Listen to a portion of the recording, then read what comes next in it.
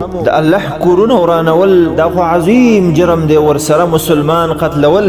د دې په باره کې الله فرمایي ومن یقتل مؤمنا متعمدا فجزاؤه جهنم.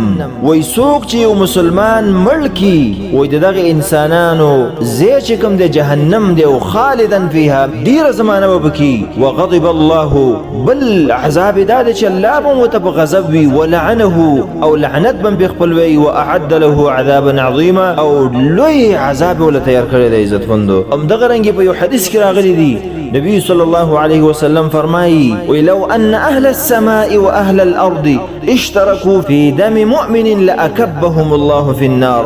وای که چیرته د اسمان او د ځمکې مخلوق دا ټول د یو مسلمان په قتل کې راجمع شي دا ټول به الله جهنم ته ورځي عیاذا بالله.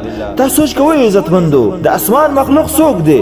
ملائکه دی، پاغي کې جبرئیل، میکائیل، اسرافیل، نور ملائک. د ځمکې مخلوق د ادم علیه السلام نه ونیسه تر نبی صلی الله علیه وسلم پورې ټول انبیاء بالفرض کدی چیرته دی مسلمان په قتل کې شامل شي دا ټول انبیاء هم په الله جهنم ته ورځي عیاذ بالله. تاسو سوچ کوئ دا سهل زمون په ملکونو کې. ام دغه رنګ بل حدیث کې راغلی نبی صلی الله علیه وسلم فرمایي والذي نفسي بيده لقتل مؤمن اعظم عند الله من زوال الدنيا. وای زما دی په هغه ذات باندې قسم وی چې زما نفس داغه په لاس کې دی و یقینا دی مسلمان وجل د الله په نسبت باندې دومره عظیم جرم دی او دا ډیره لوی خبره ده د ټوله دنیا ورانېدلو ده. که دا ټوله دنیا ورانه شي وای د دینه د یو مسلمان وجل ده الله ته ډیره لوی خبره ده.